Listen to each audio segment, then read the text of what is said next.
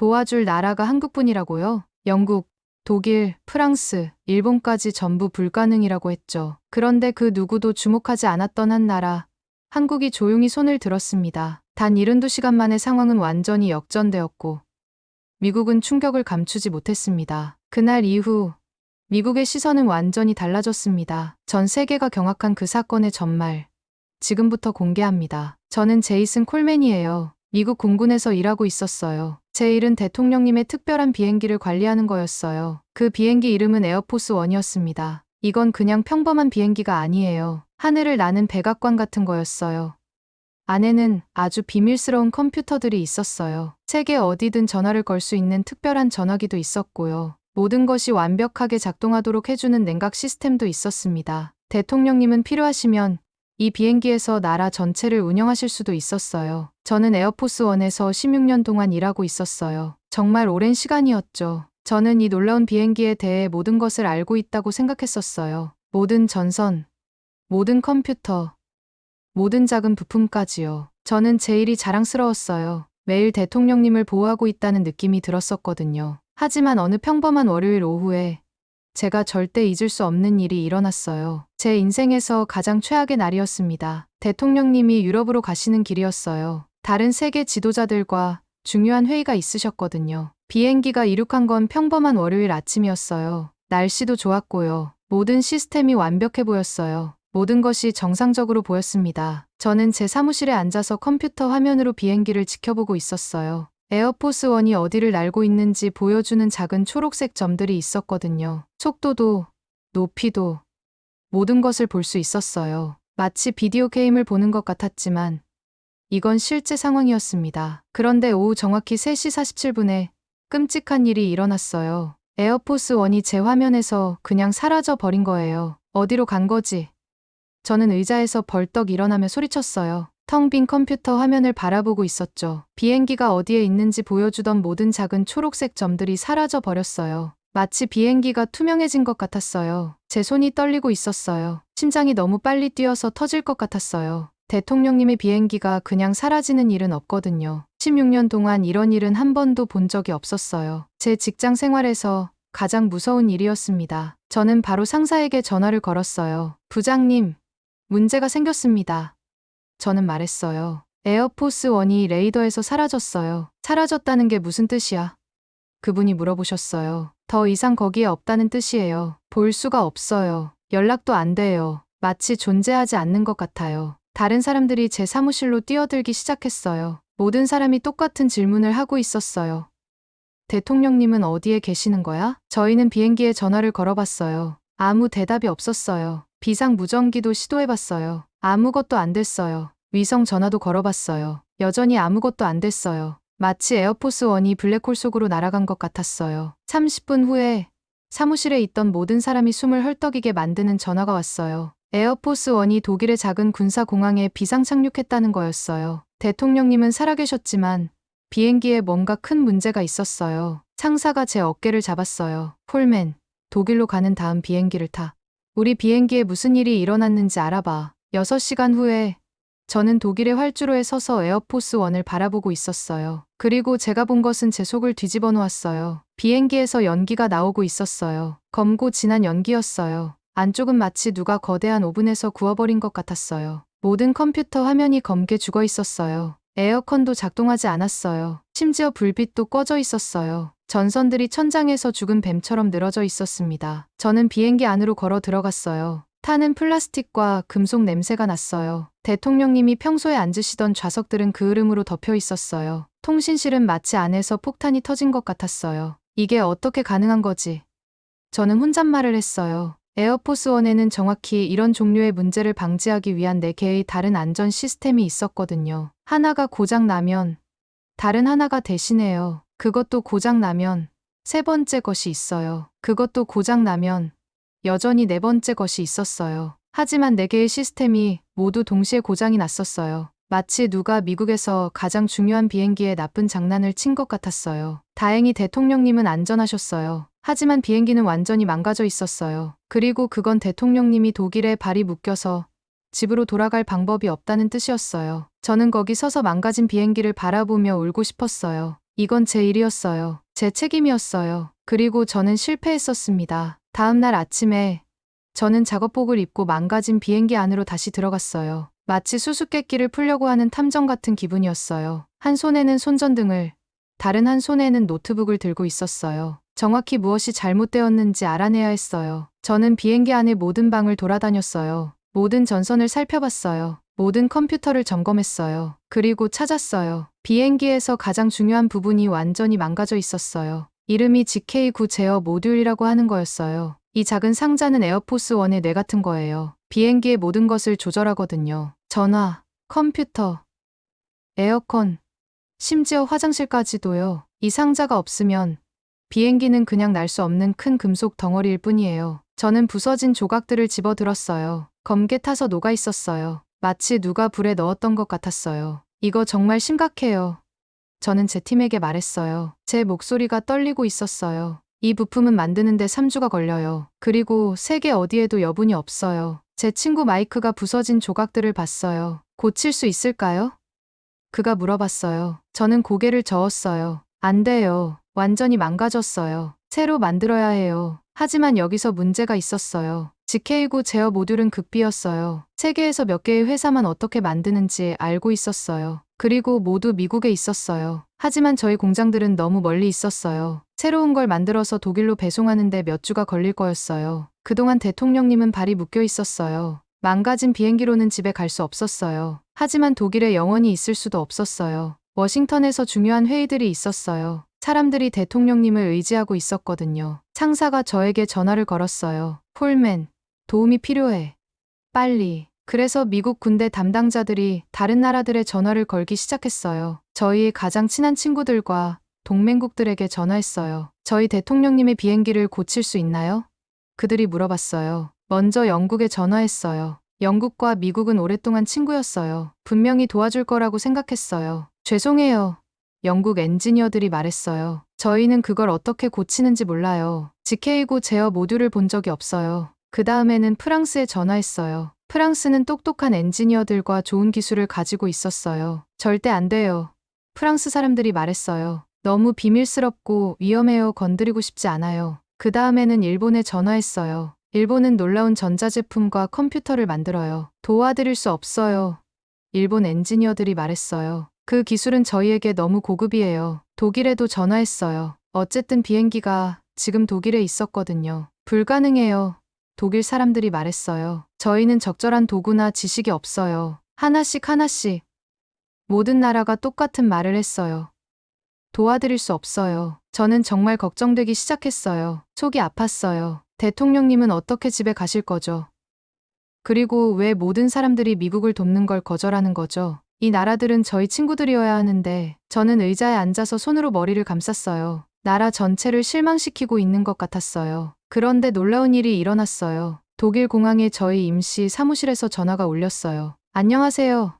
전화 너머에서 목소리가 들렸어요. 그 사람은 영어를 했지만 제가 알아차리지 못하는 억양이 있었어요. 저는 한국항공우주연구원의 김 박사입니다. 뉴스에서 여러분의 문제를 들었어요. 저희가 도울 수 있을 것 같아요. 이 말을 들었을 때 저는 거의 크게 웃을 뻔했어요. 한국이요? 저는 제 친구 마이크에게 말했어요. 영국과 프랑스가 못하는 걸 한국이 뭘 할 수 있다는 거죠. 마이크는 어깨를 으쓱했어요. 저만큼 혼란스러워 보였어요. 그냥 시도해보고 싶어 하는 것 같아요. 그가 말했어요. 하지만 저는 확신이 서지 않았어요. 한국의 엔지니어들이 어떻게 세계에서 가장 고급인 비행기를 고칠 수 있을까요? 아마 에어포스 1을 본 적도 없을 거예요. 한국은 영국이나 독일 같은 나라들에 비해 너무 멀고 작게 느껴졌어요. 저는 제가 알고 있는 한국 것들을 생각해봤어요. 한국 자동차, 한국 휴대폰, 한국 음식. 나쁘지 않았어요. 그런 것 같아요. 하지만 에어포스 1이요? 그건 달랐어요. 그건 미국에서 가장 중요한 비행기였어요. 하지만 저희 상사들은 절망적이 되어가고 있었어요. 대통령님이 집에 가셔야 했어요. 기자들이 질문하기 시작했어요. 왜 대통령님이 독일에 발이 묶여 있는 거죠? 그들이 알고 싶어 했어요. 그리고 한국이 저희를 도와주겠다고 제안한 유일한 나라였어요. 제 상사인 마르티네즈 장군이 최종 결정을 내렸어요. 좋아요. 그가 손을 번쩍 들며 말했어요. 한국의 최고의 사람들을 보내달라고 해요. 하지만 이 비행기를 고칠 시간이 3일밖에 없어요. 그렇지 않으면 다른 방법을 찾아야 해요.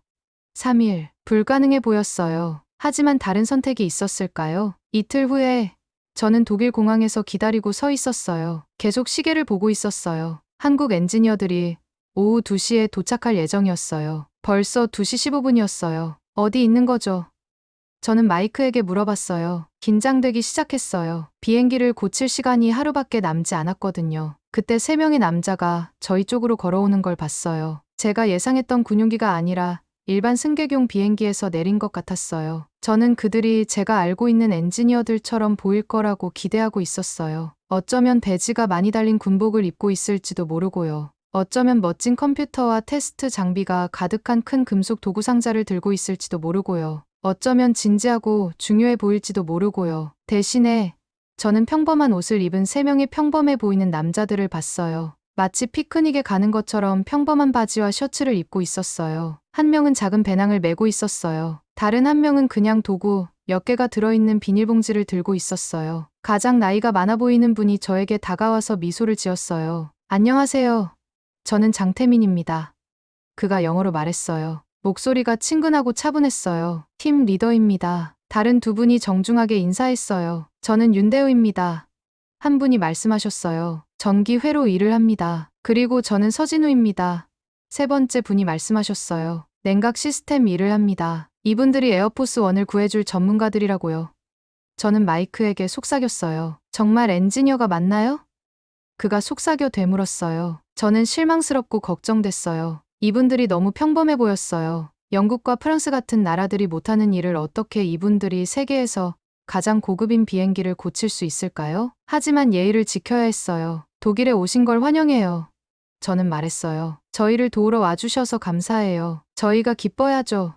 장태민 씨가 말씀하셨어요. 미국을 도울 수 있어서 영광입니다. 저는 그분들을 에어포스 1으로 안내했어요. 걸어가면서 문제를 설명했어요. GK9 제어 모듈이 완전히 망가졌어요. 저는 말했어요. 모든 주요 시스템이 고장 났어요. 장태민 씨가 고개를 끄덕이셨지만 기술적인 질문은 하지 않으셨어요. 설계도를 보여달라고 하지도 않으셨어요. 컴퓨터나 특별한 테스트 장비를 요청하지도 않으셨어요. 비행기에 도착했을 때 이상한 일이 일어났어요. 장태민 씨가 모든 사람이 멈춰서 바라보게 만드는 일을 하셨어요. 신발을 벗으신 거예요. 뭐 하시는 거죠? 마이크가 물어봤어요. 그리고 장태민 씨가 양말만 신고 비행기 안으로 올라가셨어요. 천천히 돌아다니시면서 모든 것을 보셨어요. 그리고 바닥에 누우셔서 귀를 금속에 대셨어요. 뭐 하시는 거예요?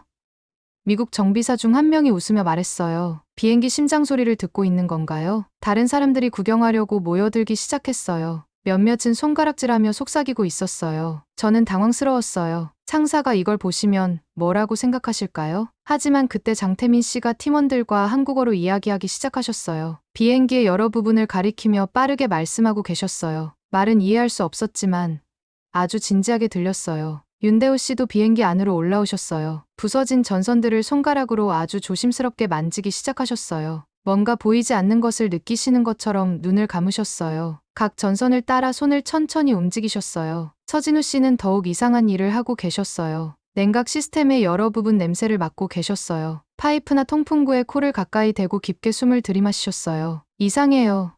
저는 생각했어요. 도구나 컴퓨터를 전혀 사용하지 않아요. 그냥 만지고 냄새만 맡아서 어떻게 뭐가 잘못된 건지 알 수 있을까요? 미국 정비사들이 이제 웃고 있었어요. 저분들 봐요.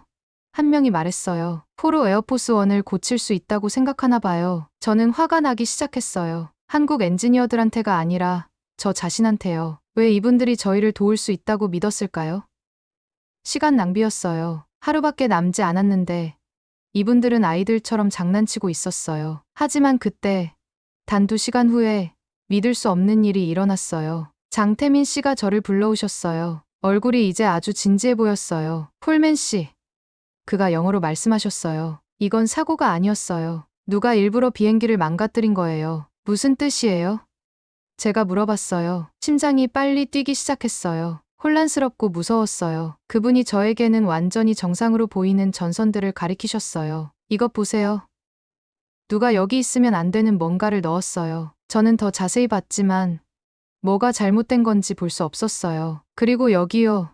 그분이 작은 튜브를 가리키며 말씀하셨어요. 누가 이 튜브에 아주 작은 구멍을 뚫었어요. 아주 작아요. 보기가 매우 어려워요. 확실하세요? 제가 물어봤어요. 네, 이 비행기는 방해 공작을 당한 거예요. 누가 제 배를 주먹으로 친 것 같은 기분이었어요. 방해 공작이라고요? 그건 누가 일부러 대통령님을 해치려고 했다는 뜻이었어요. 이건 그냥 고장난 비행기가 아니었어요. 이건 미국에 대한 공격이었어요. 장태민 씨가 비행기가 방해 공작을 당했다고 말씀하신 후에 모든 것이 바뀌었어요. 이제 단순히 고장난 비행기를 고치는 일이 아니었어요. 저희 대통령님을 해치려고 한 나쁜 사람들을 잡는 일이었어요. 하지만 한국 엔지니어들은 일을 멈추지 않으셨어요. 그 다음에 일어난 일은 마술쇼를 보는 것 같았어요. 그분들은 밤낮 없이 일하셨어요. 저는 집에 가서 잠을 자고 아침에 돌아오면 그분들은 여전히 거기 계셨어요. 비행기 옆바닥에 침낭을 깔고 주무셨어요. 일하면서 샌드위치를 드셨어요. 한 번도 불평하지 않으셨어요. 윤대호 씨는 전선을 만지기만 해도 전기가 제대로 흐르고 있는지 바로 알 수 있으셨어요. 저는 그분이 눈을 감고 케이블을 따라 손가락을 움직이시는 걸 봤어요. 이건 괜찮아요. 그분이 말씀하셨어요. 그리고 다른 걸 만지시고는 이건 안에서 망가졌어요 라고 하셨어요. 어떻게 아시는 거죠? 저희 멋진 컴퓨터 테스트 기계들도 그런 정보를 알려주지 못했거든요. 하지만 어떻게든 그분의 손가락은 저희 비싼 장비가 감지하지 못하는 것들을 느낄 수 있었어요. 서진우 씨도 똑같이 놀라우셨어요. 그분은 특수 돋보기로 봐야 할 정도로 작은 파이프의 균열을 손으로 느낄 수 있으셨어요. 냉각 튜브를 아주 조심스럽게 만지시고는 여기에 문제가 있어요 라고 말씀하셨어요. 그리고 항상 맞으셨어요. 그리고 장태민 씨는 비행기의 모든 부품이 어떻게 작동하는지 정확히 이해하고 계시는 것 같았어요. 비밀 설계도를 본 적도 없으셨어요. 에어포스 1에서 일해본 적도 없으셨어요. 하지만 모든 전선이 어디로 가는지, 모든 버튼이 뭘 하는지 아셨어요. 어떻게 하시는 거죠?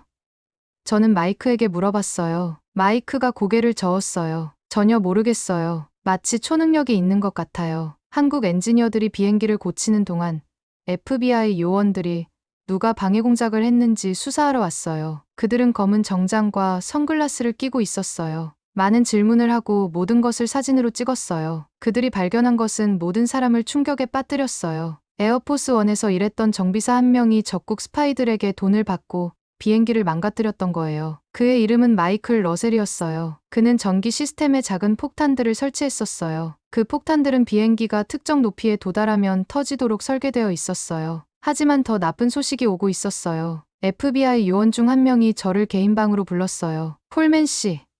그가 말했어요. 다른 것도 발견했어요. 당신의 상사 중 한 명이 스파이들에게 비행기에 대한 비밀 정보를 주었어요. 뭐라고요? 저는 말했어요. 그럴 리가 없어요. 제 상사들은 모두 좋은 분들이에요. 유감이지만 FBI 요원이 말했어요. 에반 블레이크 대령이었어요. 방이 빙글빙글 도는 것 같았어요. 블레이크 대령이라고요? 저는 그분과 15년 동안 일했었어요. 그분이 에어포스 1에 대해 제가 아는 모든 것을 가르쳐 주셨어요. 저에게는 아버지 같은 분이었어요. 믿을 수가 없어요.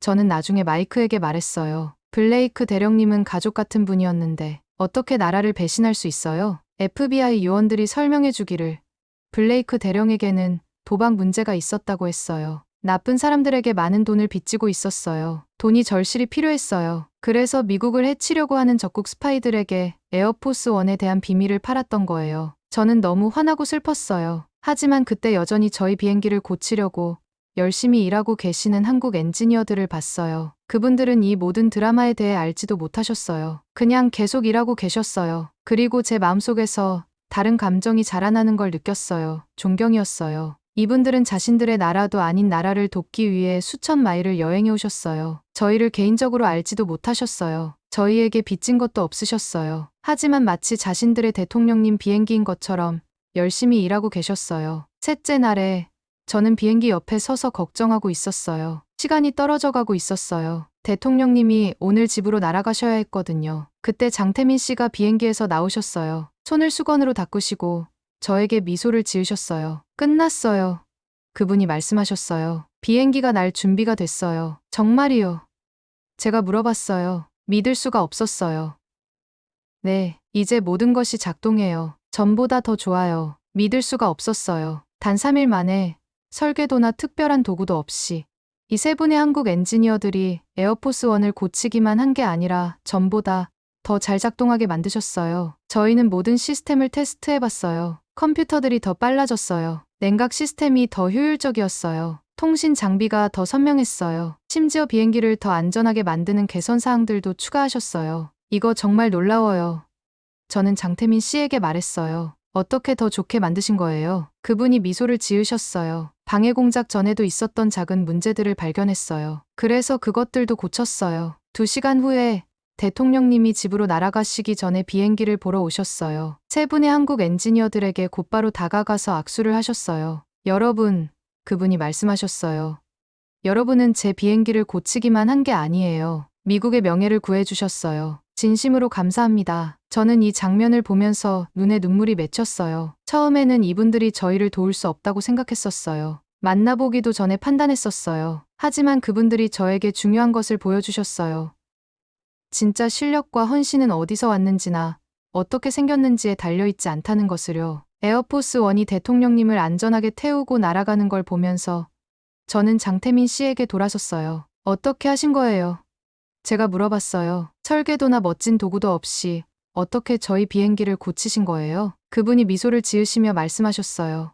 콜맨 씨, 최고의 기술은 컴퓨터나 기계에 있는 게 아니에요. 사람들의 마음과 정신에 있어요. 다른 사람들을 돕고 싶을 때 우리는 놀라운 일들을 할 수 있어요. 그날부터 저는 한국을 예전과 같은 시각으로 보지 않게 됐어요. 세상에서 가장 재능 있고 헌신적인 사람들 중 일부가 여러분이 예상하지 못하는 곳에서 온다는 걸 배웠어요. 한국 엔지니어들은 저에게 똑똑하다는 것이 가장 큰 컴퓨터나 가장 비싼 도구를 갖는 것이 아니라는 걸 가르쳐 주셨어요. 최선의 일을 할 만큼 충분히 신경 쓰고 일이 불가능해 보여도 절대 포기하지 않는 것이라고요. 오늘날 누군가 한국이 에어포스1을 구해준 이야기에 대해 물어보면 저는 이렇게 말해요. 단순히 비행기를 고치는 것이 아니었어요. 우정, 존경, 그리고 좋은 사람들이 함께 일할 때 일어나는 놀라운 일들에 관한 거였어요. 그리고 이건 제가 절대 잊지 않을 교훈이에요. 오늘의 사연은 여기까지입니다. 앞으로도 계속해서 감동적인 이야기로 찾아올게요. 구독과 좋아요, 알림 설정 꼭 부탁드립니다. 오늘도 시청해 주셔서 감사합니다.